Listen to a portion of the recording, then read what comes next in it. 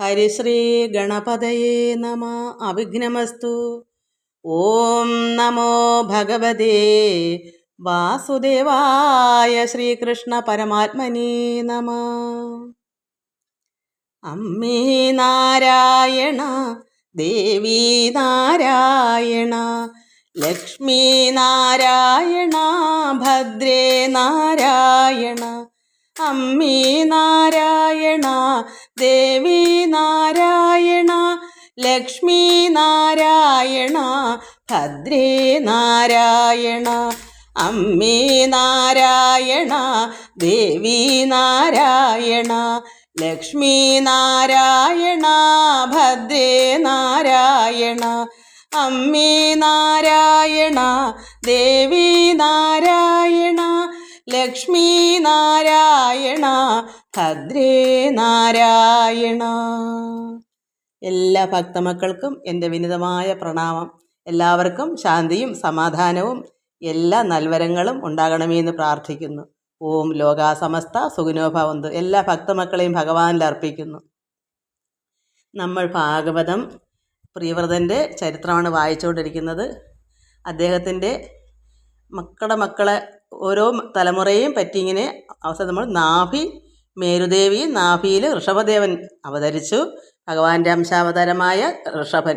കാരണം പ്രാർത്ഥിച്ച് തപസ് ചെയ്തിട്ടാണ് ഭഗവാനെ പോലൊരു കുഞ്ഞിനെ വേണമെന്ന് എല്ലാവരും, ബ്രാഹ്മണരും ജനങ്ങളും നാഭിയും മേരുദേവിയും എല്ലാവരും പ്രാർത്ഥിച്ചതിൻ്റെ ഫലമായി ഭഗവാൻ തന്നെ മേരുദേവിയിൽ അവതരിച്ചു. അതാണ് ഋഷഭൻ ഇവിടെ ജയന്തി, ഇന്ദ്രദത്തയാകിയ ജയന്തിയെ വിവാഹം കഴിച്ചു. 100 പുത്രന്മാരുണ്ടായി. അതായത് ഈ നാഭിയും മേരുവും രാജ്യാവകാശങ്ങളെല്ലാം ഋഷഭന് കൊടുത്തിട്ട് അവർ തപസ് ചെയ്ത് പുരുഷാർത്ഥം സാധിച്ചു. അപ്പോൾ ആരാ ഭരണം? ഋഷഭൻ. അദ്ദേഹത്തിന് 100 പുത്രർ. എങ്ങനെയാ 300 പുത്രന്മാർ? ഈ ഭൂമി മൊത്തം തത്വജ്ഞാനങ്ങളും ധർമ്മങ്ങളും നീതികളും ഒക്കെ നടത്താൻ, ഈ ലോകത്തുള്ള എല്ലാവരെയും നന്നാക്കാനാണ് ഇവിടെ ഋഷഭദേവൻ വിചാരിക്കുന്നത്. എല്ലാവർക്കും നന്മ കൊണ്ട് നിറയ്ക്കണം എന്നുള്ള ഒറ്റ മനസ്സാണ് അദ്ദേഹത്തിനെ. അദ്ദേഹം നോക്കുന്നത്, അദ്ദേഹത്തിൻ്റെ ശരീരത്തിനെ ഒന്നുമല്ല നോക്കുന്നത്, മറ്റ് ജനങ്ങളുടെ ഭാവി ജീവിതങ്ങൾ നന്മകൾ കൊണ്ട് നിറയ്ക്കാനും നീതിയും ധർമ്മവും സ്ഥാപിപ്പാൻ. അങ്ങനെ 100 മക്കളും, ആ മൂത്ത മകൻ ഭരതൻ ഇളയത് 9 മക്കൾ. അതേപോലെ 9 ഗുണങ്ങളുള്ള ഭരതനെ പോലെ ഗുണാധിക്യമുള്ള 9 മക്കൾ. അതിനിളയ 9 ഒരു നവയോഗികൾ. അപ്പോൾ 19 പേര് അങ്ങനെ പോയി. ഭരതനെ പോലുള്ളവരും നവയോഗികൾ 9. അപ്പോൾ 19 പേര്. പിന്നെ 81 പേര്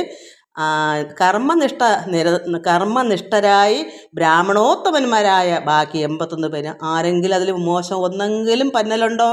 എല്ലാം ഒന്നിനൊന്ന് മെച്ചമുള്ള ഓരോ കാര്യങ്ങൾക്കും വേണ്ടിയുള്ള ഭഗവാന്റെ അവതാരമായ ഋഷഭദേവൻ്റെ മക്കളാണ് അവർ. എന്നിട്ട് എല്ലാവരെയും മക്കളെ എല്ലാം വിളിച്ചിരുത്തി എന്താ ഉപദേശം കൊടുക്കുന്നത്? എല്ലാവരും മനസ്സുവരുത്തി കേൾക്കണം. ഞാൻ പറയുന്നത് കേട്ട് ചിത്തത്തിൽ അത് ഉറപ്പിക്കണം. എന്താ? മർത്യ വിഗ്രഹം, നമ്മുടെ ദേഹമാകുന്ന ഈ വിഗ്രഹം, നമ്മുടെ ദേഹം വിഗ്രഹമാണ്. ഈ ദേഹവിഗ്രഹം മർത്യൻ്റെ, മനുഷ്യർക്കുള്ള ദേഹം ഭോഗത്തിനുള്ളതല്ല. ഭോഗം എന്താണ്? ഈ ലോകത്തിലുള്ള ഈ ലോകത്തിലുള്ള സർവ്വഭോഗങ്ങളും നമ്മുടെ ഇന്ദ്രിയങ്ങൾ, 5 ഇന്ദ്രിയങ്ങൾക്ക് എന്തൊക്കെയാണ് ആവശ്യങ്ങൾ അതൊക്കെ തന്നെ ഭോഗം. എല്ലാ ഇന്ദ്രിയങ്ങൾക്കും ഓരോ കാര്യങ്ങളുണ്ട്. അത് എല്ലാം ഭോഗങ്ങളെന്ന് പറയും. അതിനുള്ളതല്ല, മോക്ഷമാർഗത്തിലേക്കുള്ളതാണ്. അതുകൊണ്ടാണല്ലോ നമ്മളിതെല്ലാം വായിക്കുന്നത്. ഇവിടെ ഋഷഭദേവൻ്റെ പിതാവ് മകനെ രാജ്യം പാലിക്കാൻ കൊടുത്ത് അവർ തപസ് ചെയ്യാൻ പോയി. അവരുടെ മുക്തിമാർഗത്തിലേക്ക് പോയി. അവരുടെ പിതാവും അങ്ങനെ തന്നെ പോയി. അതായത് പ്രിയവ്രതനും അത് തന്നെ, അഗ്നിധ്രനായ അതിൻ്റെ മകനും അത് തന്നെ, നാഭിയും അത് തന്നെ. ഇപ്പോൾ ഋഷഭദേവനും ഭരതന് അവകാശം കൊടുത്തിട്ട് ഋഷഭദേവനും അങ്ങനെ പോകുന്നു. ശരീരം പോലും ത്യജിച്ചിട്ട്, ശരീരത്തെ പോലും നോക്കുന്നില്ല. അങ്ങനെയാണ് എല്ലാവരും ചെയ്യുന്നത്. നമ്മൾ എന്തുകൊണ്ട് ഇത് പഠിച്ചിട്ടൊന്നും നമുക്കൊന്നും ഇങ്ങനെ പറ്റുന്നില്ല? ഈ ലോക ജീവിതം എന്ന് പറയുന്നത് ഈ ലോകത്തുള്ള സുഖജീവിതത്തിലാണ് ജനിക്കുന്നതെന്നാണ് ഇന്ന് എല്ലാവരുടെയും മനസ്സിലിരിപ്പ്. ഇതിൽ 1010 അങ്ങനെ കാണും. അങ്ങനെ അല്ല എന്ന് ചിന്തിക്കുന്നവരാക്കി എല്ലാം ഈ ലോക ജീവിതമാണ് സുഖം എന്ന് കരുതി അതിൻ്റെ ചുറ്റിപ്പറ്റി കഴിഞ്ഞുകൂടുന്നു. അതിനാണ് ഇദ്ദേഹം പറയുന്നത്. നമുക്കത് വായിക്കാം.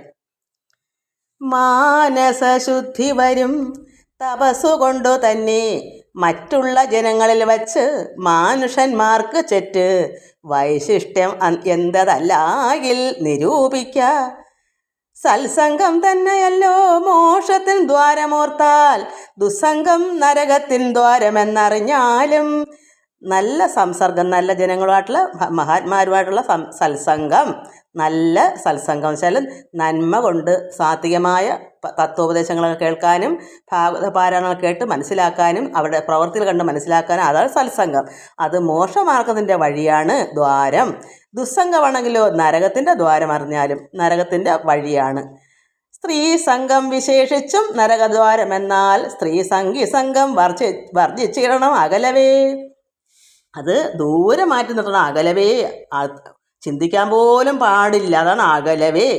ഇത്തരം വിചാരിച്ചു തത്വജ്ഞാനാർത്ഥം കൊണ്ട് ചിത്തശുദ്ധിയെ ചേർത്ത് മുക്തിയെ ലഭിക്കണം. ഇത് മനസ്സിലാക്കിക്കൊണ്ട് ഇത്തരം വിചാരിച്ചിട്ട് തത്വജ്ഞാനാർത്ഥം കൊണ്ട് നമ്മുടെ ഇതിൽ പറയുന്ന ഭാഗവതത്തിൽ പറയുന്ന തത്വങ്ങളാണ് നമ്മൾ മനസ്സിലാക്കേണ്ടത്. അങ്ങനെ നമുക്ക് നമ്മുടെ മനസ്സിൽ ശുദ്ധി ചെയ്തിട്ട് മുക്തിയെ ലഭിക്കണം.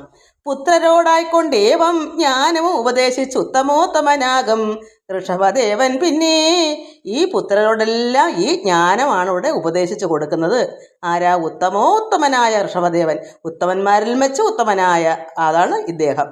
അങ്ങനെ പുത്രരിൽ വരിഷ്ഠനാം ഭരതൻ തന്നെ നന്നായി പൃഥ്വിപാലനത്തിനായി അഭിഷേകവും ചെയ്താൻ. അങ്ങനെ ഋഷഭദേവൻ മൂത്ത മകനായ ഭരതനെ നന്നായി പൃഥ്വിപാലനം നന്നായി പാലിക്കുമെന്നറിയാം. അങ്ങനെ ഭരതനെ അഭിഷേകം ചെയ്തു. എന്നിട്ട് ഇദ്ദേഹം എന്ത് ചെയ്തു? സന്യാസാശ്രമം അവലംബിച്ചു. നിവൃത്തനായി ധന്യനാം ഋഷഭനും തന്നുടെ തപോബലാൽ ഉന്മത്ത ജളബധിരാന്ത മുഖരെ പോലെ തന്മനോബലത്തോടു പെരുമാറിയിടും കാലം. അദ്ദേഹം സന്യാസാശ്രമമൊക്കെ അവലംബിച്ചിട്ട് എല്ലാത്തിൽ നിന്നും മുക്തനായി ഇന്ദ്രിയങ്ങളെ മനസ്സിനെയൊക്കെ അടക്കി എല്ലാം ത്യജിച്ചു. കുടുംബവും മക്കളും രാജ്യവും എല്ലാം വേണ്ടാന്ന് വെച്ച് ധന്യനായി ഋഷഭനും തൻ്റെ തപോബലം കൊണ്ട്, ആ തപോബലം കൊണ്ടാണ് ഉന്മത്ത ജളബധിരാന്ത പുകരെ പോലെ എന്ന്, പോലെ അല്ല ആയി എന്നല്ല, അതുപോലെ തൻ മനോബലത്തോട് പെരുമാറണം. കാലം നല്ല മനോബലമുണ്ട്. അങ്ങനെ ഉന്മത്ത ജള ബധിരാന്ത പുകരെ പോലെ നടക്കുന്നത് എന്തിനാ? പ്രാകൃതജനം നാനാജാതി ഭാഷിക്കും തോറും ഏകനായി മൗനവ്രതം ധരിച്ചാൻ അനുദിനം. പ്രാകൃതജനം, അദ്ദേഹം നോക്കുമ്പോൾ ബാക്കിയുള്ളവരെല്ലാം പ്രാകൃതന്മാരാണ് അദ്ദേഹത്തിന് അറിയാം. കാരണം ദുസ്സംഗമുള്ളവരാണ്, അവർ ദുസ്സംഗികളാണ്. ഈശ്വരജ്ഞാനം അറിയാത്തവരെയൊക്കെ ദുർജനങ്ങളെന്ന് പറയാം, ദുർജനങ്ങൾ. അപ്പോൾ അതാണ് പ്രാകൃതജനം. അദ്ദേഹം നോക്കുമ്പോൾ ബാക്കി എല്ലാവരും പ്രാകൃതജനങ്ങളാണ്. ഇദ്ദേഹം തപോബലം കൊണ്ട് സിദ്ധിച്ച ഓരോ കാര്യങ്ങൾ നോക്കുമ്പോൾ അങ്ങനെ ആരും തന്നെ കാണത്തില്ല, എവിടെയെങ്കിലുമൊക്കെ കാണും. പക്ഷേ ഇദ്ദേഹം ആരെ ഭയന്നിട്ടാണ് ഇങ്ങനെ നടക്കുന്നേ?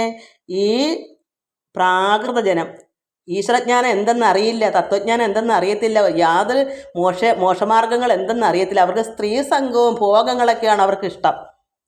അതാണ് പ്രാകൃതജനം. അത് അവർ നോക്കുമ്പം പ്രാകൃതജനം ഈ ഋഷഭനെ പറയാം. കാരണം സാധാരണക്കാർ നോക്കുമ്പോൾ പ്രാകൃതജനമായിട്ട് ഉടുത്തൊരുങ്ങാതെ ശരീരം നോക്കാതെ പിന്നെ മുടിയൊക്കെ നീട്ടി ഏതാ വട്ടനെ പോലെ നടക്കുമ്പം പ്രാകൃതമായിട്ട് നടക്കുന്ന ഋഷഭദേവനാണല്ലോ. പക്ഷേ ഋഷഭദേവൻ എന്താ അങ്ങനെ നടക്കുന്നേ? ഈ മറ്റ് ജനങ്ങളെ പേടിച്ചിട്ടാണ്.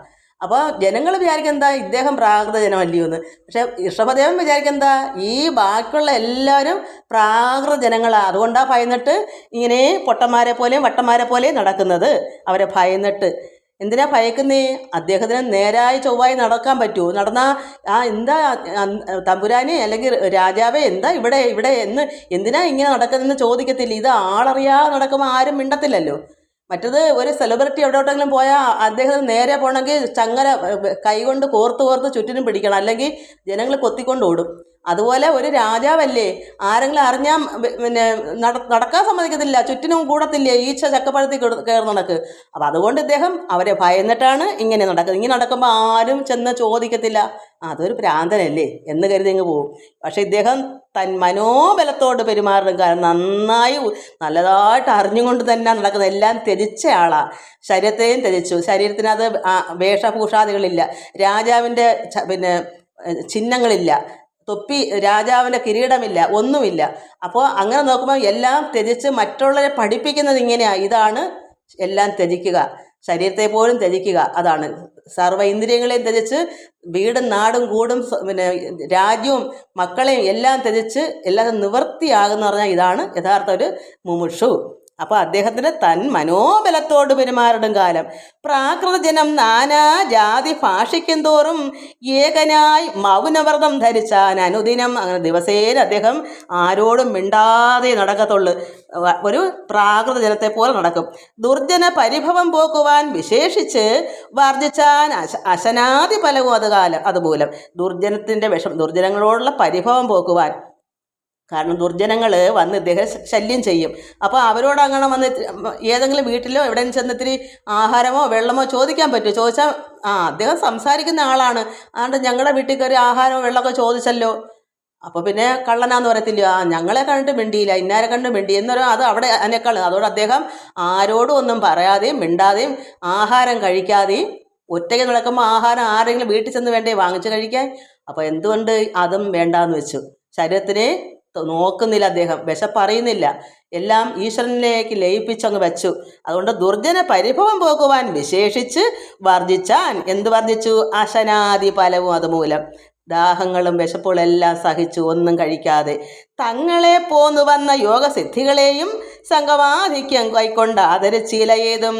അദ്ദേഹത്തിന് ഒരുപാട് യോഗം, അതായത് ആർജിച്ചെടുത്ത ആത്മാവിൽ അങ്ങനെ മാത്രം ധ്യാനിച്ച് ആർജിച്ചുണ്ടാക്കിയ യോഗസിദ്ധികൾ പോലും സംഗമാധിക്യം കൈക്കൊണ്ട് ആദരിച്ചില്ല, ആരും ആദരിച്ചില്ല എന്നത് കേട്ട് പരീക്ഷിത്താകും നൃപവരൻ അന്നേരം ശുഗനോട് വന്ദിച്ച് ചോദ്യം ചെയ്താൻ.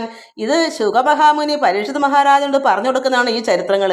ഈ ഋഷഭദേവൻ്റെ ചരിത്രങ്ങളും പ്രിയവ്രതൻ്റെ ചരിത്രങ്ങളും എല്ലാം ശ്രീ ശുഗമഹാമുനി ശ്രീ പരീക്ഷത്തിന് പറയുന്ന കാര്യങ്ങളാണ് ഇവിടെ അറിയുന്നത്. അപ്പോൾ ഇദ്ദേഹം ചോദിക്കുന്നു, പരീക്ഷത്ത് പറയുന്നു, എന്താണ് ഈ യോഗസിദ്ധികളൊക്കെ ആരും ആദരിക്കാഞ്ഞത് എന്ന് ചോദിക്കുന്നു. എന്നത് കേട്ടു പരീക്ഷിത്താകും നൃപവരൻ അന്നേരം ശുഗനോട് വന്ദിച്ച് ചോദ്യം ചെയ്താൻ. നന്നതു പാർത്താൽ എത്രയും ചിത്രം നന്നായിട്ട് അരുളി ചെയ്തിടണം അതിൻ മൂലം. എന്താണ് ഈ യോഗസിദ്ധികൾ സംഗമാധിക്യം കൈക്കൊണ്ട് ആദരിക്കാഞ്ഞത്? എന്തുകൊണ്ടാണ് അവരാരും ഇദ്ദേഹത്തെ ആദരിക്കാഞ്ഞത്? നന്നായിട്ട് എനിക്കിത് പറഞ്ഞു തരണം, അതിൻ്റെ കാരണം. അപ്പോൾ പറയുന്നു, ആത്മാരാമന്മാരായിട്ടുള്ള യോഗീന്ദ്രന്മാർക്ക് ആത്മനാ തന്നെ ലഭിച്ചിടുന്നൊരൈശ്വര്യങ്ങൾ ബന്ധഹേതുക്കളാകയില്ലെന്ന്. അതെല്ലാം ബന്ധഹേതുക്കളാകയില്ല എന്ന് കേൾപ്പുണ്ടല്ലോ. കാരണം ആത്മാരാമന്മാരായിട്ടുള്ള ആത്മാവിൽ രമിക്കുന്നവർക്ക്, യോഗീന്ദ്രന്മാർക്ക് ആത്മനാ തന്നെ ലഭിച്ചിടുന്ന കാര്യമാണ് ഈ ഐശ്വര്യങ്ങൾ, സിദ്ധികൾ. അതാരും കൊടുക്കണ്ട, അവർ തന്നെ ആത്മാരാമന്മാർ ആർജിച്ചുണ്ടാക്കുന്നതാണ്, തപസ്സിലൂടെ കിട്ടുന്നതാണ്. അത് ഇല്ലെന്ന് കേൾപ്പുണ്ടല്ലോ. കേൾപ്പുണ്ടെന്നാൽ എന്താ? അവൻ ആദരിച്ചിടുവാൻ മഹാമതേ. അത് എന്തുകൊണ്ടാണ് അനാദരിക്കുക? ബദ്ധഹേതുക്കളാകയില്ലെന്ന് കേൾപ്പുണ്ട്, എന്നാൽ എന്ത്? അവൻ അനാദരിച്ചിടുവാൻ മഹാമതേ. അങ്ങനെ കേട്ടിട്ടുണ്ടല്ലോ, അവർക്ക് ബദ്ധഹേതുക്കളല്ലല്ലോ, പിന്നെ എന്തിനാ അവർ അനാദരിക്കുന്നത്? എന്നുവെച്ചാൽ ആദരിക്കാത്തത് എന്താകുന്നു എന്ന് ചോദിക്കുന്നു മഹാമതേ. ശ്രീശുക മഹാമുനിയോട് ചോദിക്കുന്നു, എന്താ ആരും അത് ആദരിക്കാഞ്ഞത് എന്നിവ ചോദിച്ചോരു മന്നവൻ തന്നോടപ്പോൾ മന്ദഹാസവും ചെയ്തു. ശ്രീശുകൻ അരുൾ ചെയ്തു. പരീക്ഷത്തിനോട് മന്ദഹാസം ചെയ്തിട്ട് പറയുന്നു മഹാമുനി, ഇഷ്ടമായുള്ള ലോകത്തൊക്കവേ നടന്നിടാം. ഇഷ്ടമുള്ളിടത്തൊക്കെ പോയി ഈ സിദ്ധികളുണ്ടെങ്കിൽ നമുക്ക് എവിടെ വേണേലും ദേവലോകത്ത് പോകണോ, എവിടെ വിചാരിക്കുമ്പോൾ എല്ലായിടവും പോകാം. അത് എൻ്റെ അച്ഛനും പറഞ്ഞ് ഞാൻ കേട്ടിട്ടുണ്ട്. ശരീരം അവിടെ ഇരിക്കും, എവിടേക്കോ പോയിട്ടുണ്ടെന്ന്. അപ്പോൾ അങ്ങനെ ഇഷ്ടമായുള്ള ലോകത്തൊക്കവേ നടന്നിടാം. ഐശ്വര്യാദികൾ കൊണ്ടെന്ന് വന്നിടും നേരം. ഈ ഐശ്വര്യം 8 വിധ സിദ്ധികൾ എന്തൊക്കെയാ? അണിമ, മഹിമ, ഗരിമ, ലഹിമ, ഈശത്വം, വശത്വം, പ്രാപ്തി, പ്രാകാശം, ഇങ്ങനെ ഉള്ള 8 വിധം സിദ്ധികളാണ്. ഈ സിദ്ധികളുള്ളവർക്ക് ഇഷ്ടമായ ലോകത്തൊക്കവേ നടന്നിടാം. ഐശ്വര്യാദികൾ കൊണ്ടെന്ന് വന്നിടും നേരം. അതുകൊണ്ട് ഓരോരോ ലോകങ്ങളിൽ ഓരോരോ ഭോഗങ്ങൾ കൊണ്ടോരാതെ ചമഞ്ഞിടും യോഗീന്ദ്രന്മാരെങ്കിലും ഇവർക്കൊക്കെ ഇന്നൊരു ദേവലോകത്ത് പോകാം, നാളെ വേറെ സ്ഥലത്ത് പോകാം, എത്ര ലോകങ്ങളുണ്ടോ അവിടെയൊക്കെ പോകാം. അങ്ങനെ പോകാം. എന്നാലോ അത് ഓരോരോ ഭോഗങ്ങൾ കൊണ്ടും ഓരാതെ ചമഞ്ഞിടും യോഗീന്ദ്രന്മാരെങ്കിലും. എന്നിട്ടോ പിന്നെ വിശ്വസിക്കരുത് ആർക്കുമേ. അങ്ങനെ പോകാം, യോഗീന്ദ്രന്മാർക്ക് പോലും ഒക്കെ പോകാം. പക്ഷേ എന്ത് വരും? വിശ്വസിക്കാൻ പറ്റത്തില്ല. എന്തോ വിശ്വസിക്കാൻ പറ്റത്തില്ല? മനസ്സിന്. നമുക്ക് ഇന്നൊരു സ്ഥലത്ത് പോകുമ്പോൾ നാളെ വേറെ സ്ഥലത്ത് പോകണമെന്ന് മനസ്സ് പറയും.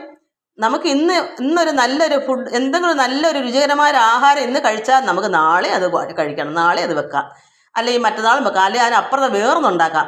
ഇങ്ങനെ ഓരോരോ രീതികൾ ഇന്ന് നമുക്ക് തന്നെ അറിയാവുന്ന കാര്യമാണ്.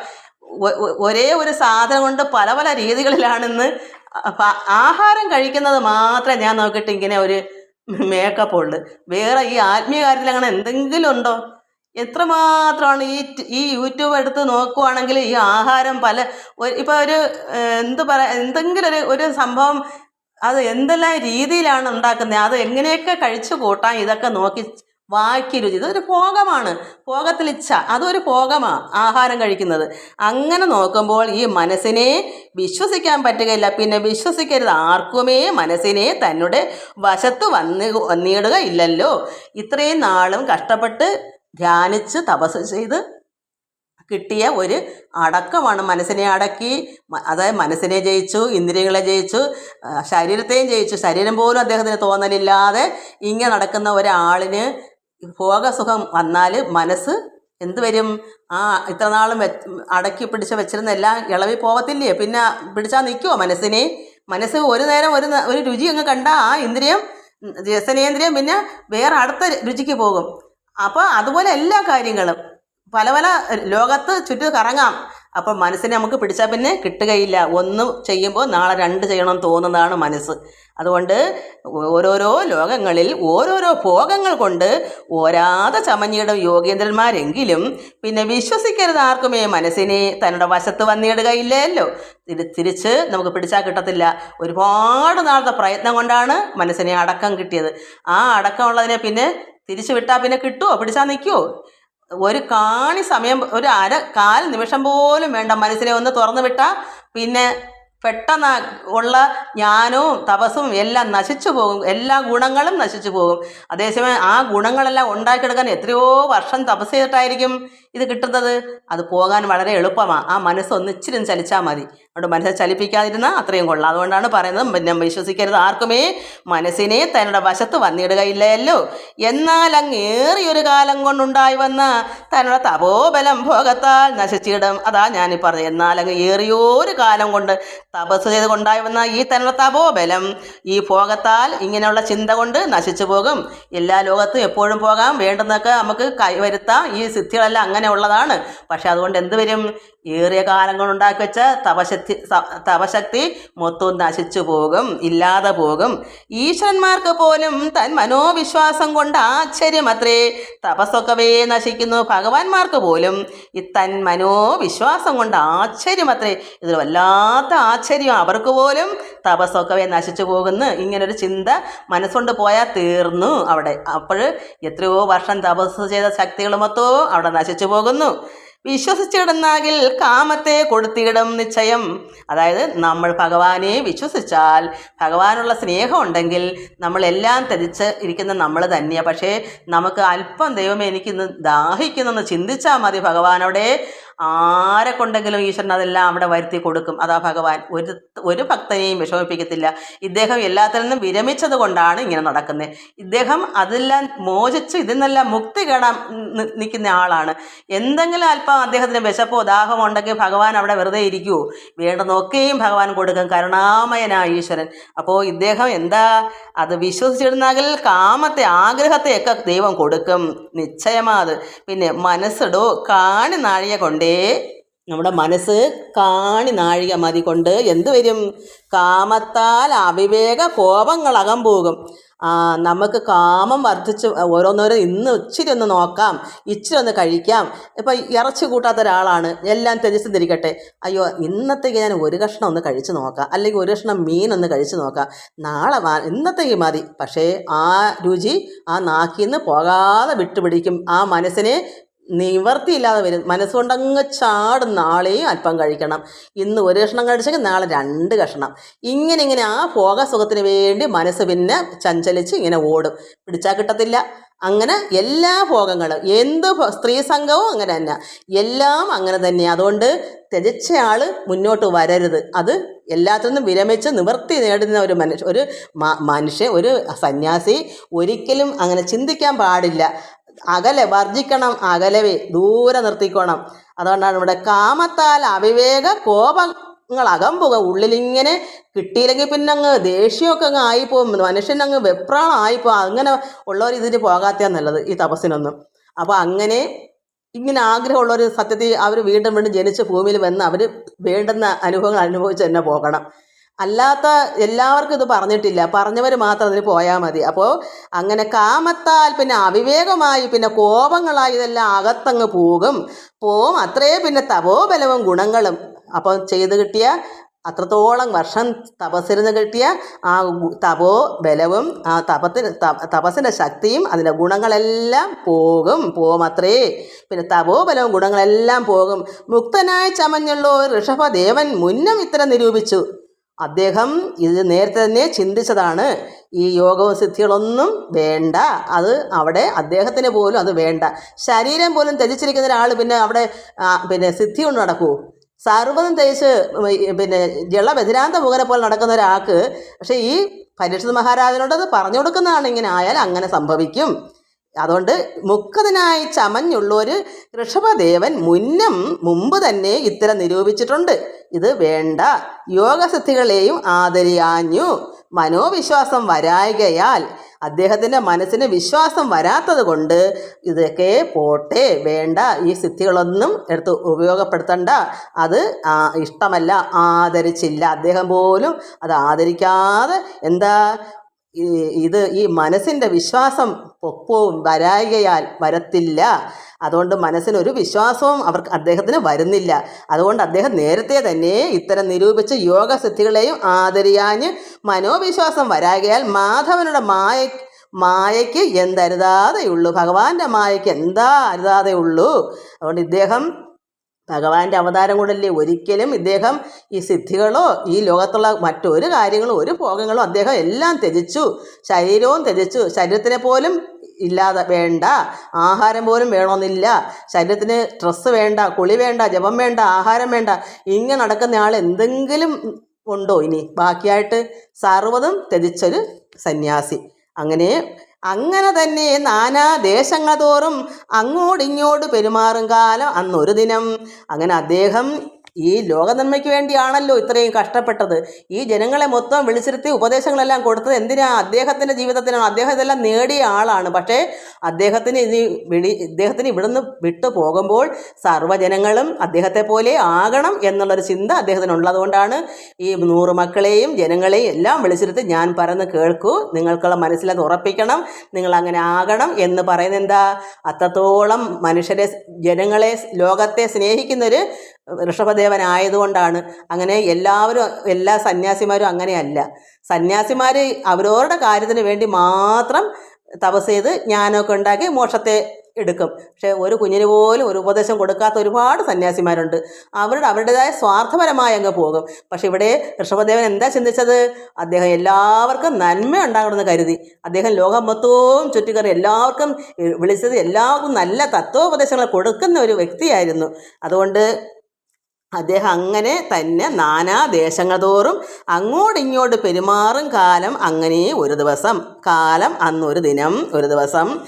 കുടകാജലത്തിങ്കൽ കാട്ടുതീ പിടിപെട്ടു ഉടലും വെന്തുപോയി ഋഷഭദേവൻ തൻ്റെ. അങ്ങനെ അദ്ദേഹം യഥാർത്ഥ ദിവസം വന്നപ്പോൾ അദ്ദേഹത്തിന് പോകാൻ സമയമായപ്പോൾ അതുവരെ അദ്ദേഹം അങ്ങോട്ടും ഇങ്ങോട്ടും കറങ്ങും. കാരണം അദ്ദേഹത്തിന് സമയമാകുമ്പോഴല്ലേ പോകാൻ പറ്റൂ. ഒരു സമയമുണ്ടല്ലോ, അതുവരെ നടന്നല്ലേ പറ്റൂ. അപ്പോൾ അദ്ദേഹം ആ സമയം നോക്കി കുടകാചലത്തെങ്കിൽ ചെന്ന് കാട്ടുതീ പിടിപെട്ട്. അപ്പോൾ അദ്ദേഹത്തിൻ്റെ ഉടൽ വെറുതെ വഴി കടന്ന് പിന്നെ പരുന്തോ കഴുകനോ ഒക്കെ തിന്നാൻ പറ്റൂ. അതുകൊണ്ട് അദ്ദേഹം എന്ത് ചെയ്ത് നല്ല ഈ കുടകാചലത്തിൽ ചെന്ന് കാട്ടുതീ ഉണ്ടായി അവിടെ അദ്ദേഹത്തിൻ്റെ ഉടൽ വെന്തല്ലേ അല്ലെങ്കിൽ കിടന്ന് നാറത്തില്ലേ എവിടെയെങ്കിലും. അതുപോലെ തന്നെ വല്ല കഴുകനും പിച്ച് തീന്നത്തില്ലേ. അതിനേക്കാളും ഇതല്ലേ ദഹിപ്പിക്കണ്ടേ. അങ്ങനെ അദ്ദേഹം തന്നെ ഏകാന്തമായി പോകുമ്പോൾ അദ്ദേഹം അങ്ങനെ ചെയ്തല്ലേ പറ്റൂ. വേറെ ആരും അദ്ദേഹത്തിൻ്റെ കൂടെ ഇല്ലല്ലോ. അപ്പോൾ കുടകാചലത്തെങ്കിൽ കാട്ടുതീ പിടിപെട്ടിട്ട് ഉടലും വെന്തുപോയി ഋഷഭദേവൻ തൻ്റെ. അങ്ങനെ ഗതി വന്നു ഒരു ഋഷഭചരിതം. ഗതി വന്നു. അപ്പം എങ്ങനെ ഗതി വന്ന്? മോക്ഷം. അദ്ദേഹം മുക്തനാവാനാണ് ഇത്രയും കഷ്ടപ്പെട്ടത്, അല്ലാതെ സിദ്ധി കൊണ്ട് നേടാനല്ല. അദ്ദേഹം സിദ്ധിയായിട്ട് ഒരു നേരം ഒരു ദിവസം ഓരോരുത്തരും ഇരുന്നാലുണ്ടല്ലോ, ജനങ്ങൾ കാക്ക കൂടുന്നത് പോലെ, ഒരു ചക്കപ്പഴത്തിൽ ഈച്ച വരുന്നത് പോലെ എല്ലാവരും വരും. എന്താ ദുസ്സംഗം. എല്ലാവർക്കും എന്താ വേണ്ടത് ഈ ലോകത്തിൽ? എനിക്ക് എത്ര നാൾ ജീവിതമുണ്ട്, ഞാൻ ധനികനാവോ, എനിക്ക് പഠിച്ചാൽ ജോലി കിട്ടുമോ, ഇതൊക്കെ അറിയാൻ ജനങ്ങളിങ്ങനെ കിടക്കും ഒരു സന്യാസിയെ കണ്ടു കിട്ടാൻ. ഈശ്വരജ്ഞാനമുള്ളൊരു സന്യാസി എല്ലാം പറയും എന്ന് കരുതി വന്ന് കൂടും. അപ്പം ഈ അഷ്ടസിദ്ധി കൊണ്ടിരുന്നാൽ പറ്റുമോ? അദ്ദേഹത്തിന് കിട്ടിയ ജ്ഞാനം എല്ലാം നഷ്ടപ്പെട്ടു പോകത്തില്ലേ? അദ്ദേഹം എന്ത് വിചാരിച്ചു? അദ്ദേഹത്തിന് മോക്ഷം വേണം. ജനങ്ങൾക്ക് പറഞ്ഞു കൊടുത്തല്ലോ, ഇതൊക്കെ ഉപദേശിച്ചു കൊടുത്തല്ലോ, അതനുസരിച്ച് ജീവിക്കണം. അതാണ് അദ്ദേഹം നോക്കുന്നത്. അപ്പോൾ എല്ലാവരെയും ഉപദേശമെല്ലാം കൊടുത്തിട്ട് അദ്ദേഹം ഒരു ദിവസം ഇങ്ങനെ വെന്തു കാട്ടുതീ വിട്ട് ഉടലൊക്കെ വെന്ത് പോയി ഋഷഭദേവൻ തൻ്റെ. അങ്ങനെ ഗതി വന്നു ഒരു ഋഷഭചരിതം. അപ്പോൾ ഋഷഭൻ്റെ ചരിതം ഇതാണ്. അങ്ങനെ മോക്ഷമാർഗത്തിലേക്ക് പോയി അങ്ങനെയാണ് നൃപശ്രേഷ്ഠനും ഉണ്ടായി തത്വജ്ഞാനം. നൃപശ്രേഷ്ഠനാരാ? പരീക്ഷിത് മഹാരാജാവിനാണല്ലോ ഈ ഉപദേശങ്ങളെല്ലാം പറഞ്ഞു കൊടുക്കുന്നത്, മഹാമുനി. അപ്പോൾ അദ്ദേഹത്തിന് നൃപശ്രേഷ്ഠനുണ്ടായി തത്വജ്ഞാനം. അപ്പോൾ തത്വജ്ഞാനം എന്താണെന്ന് അദ്ദേഹത്തിന് മനസ്സിലായി. ഇത്രയും പറഞ്ഞു. ഇത് അദ്ദേഹത്തിന് മാത്രം കേൾക്കാനുള്ളതല്ല, ഇതൊക്കെയാണ് ഉപദേശങ്ങൾ. ഈ ഉപദേശം നമ്മളെല്ലാവരും പഠിക്കേണ്ടുന്നതാ. ഇവർ കൊടുക്കുന്ന ഉപദേശം ഇവിടെ പരീക്ഷിത് മഹാരാജാവിനോട് പറയുന്നു ഋഷഭൻ്റെ ചരിത്രങ്ങൾ. അത് അദ്ദേഹം പഠിച്ചു, തത്വജ്ഞാനം നേടി. ആരാ? പരീക്ഷിത്ത്. നമ്മൾ നേടിയോ? നമുക്ക് വേണ്ടിയാണ് നമ്മളിപ്പോൾ വായിക്കുന്നത്. അവരൊക്കെ അങ്ങ് പോയി, അവരൊന്നും ഇവിടെ ഇല്ല കേൾക്കാൻ. ഇപ്പം നമ്മൾ കുറച്ച് മക്കളാണുള്ളത്, അവർക്ക് വേണ്ടിയാണ് ഇപ്പോൾ ഇത് വായിച്ചത്. അപ്പോൾ അങ്ങനെ നൃപശ്രേഷ്ഠനുണ്ടായ തത്വജ്ഞാനം. നമ്മൾ ഇതാണ് തത്വം. ഇത് മനസ്സിലാക്കി തങ്ങളുടെ ധർമ്മമെല്ലാം തങ്ങളുടെ ബുദ്ധി കൊണ്ട് സന്യാസം ചെയ്ത് മോക്ഷം സാധിച്ചാൻ വഴിപോലെ. ധർമ്മമെല്ലാം തങ്ങളുടെ ബുദ്ധി കൊണ്ടാണ്. ആ ബുദ്ധി എങ്ങനെയാ? ഇപ്പം മറ്റുള്ളവരിപ്പം ഇദ്ദേഹം ചോദിച്ചല്ലോ പരീക്ഷത്ത്, എന്താ പിന്നെ സിദ്ധി എടുത്ത എന്താ എല്ലാം നേടാമല്ലോ, അതെന്താ ചെയ്യാഞ്ഞത്? അതിൻ്റെ ആവശ്യമില്ലാത്തതുകൊണ്ടാണ്. അദ്ദേഹം എന്തിനാ വന്നേ? മോക്ഷം നേടാനാ, മുക്തിമാർഗത്തിന് വന്നതാ. അന്നേരം പിന്നെ ഈ ലോക കാര്യത്തിലേക്ക് പിന്നെ ഇടപെടൂ? എല്ലാം ത്യജിച്ച ആളല്ലേ, ശരീരം പോലും ത്യജിച്ചല്ലേ. ശരീരം എന്താ വല്ലതും മൈൻഡ് അങ്ങനെയുള്ളവരാണ് ഈ അവധൂതൻ്റെ കണക്കിങ്ങനെ വേഷം മാറിയും ജളബധിരാന്ത മുഖനെ പോലെ നടക്കുന്നതെല്ലാം എല്ലാം ശരീരം ത്യജിച്ചവരാണ്. ശരീരം ത്യജിക്കാത്തവരാണ് അല്ലാതെ ഒക്കെ ഉള്ളവർ. അപ്പോൾ ശരീരം ത്യജിച്ചവർ ഇങ്ങനെ നടക്കും. അതാണ് സന്യാസം ചെയ്ത് മോക്ഷം സാധിച്ചാൻ വഴി പോലെ. എല്ലാവർക്കും നമസ്കാരം. ഓം ലോകാ സമസ്ത സുഖിനോ ഭവന്തു. ഹരി ഓം ഹരി ഓം ഹരി ഓം.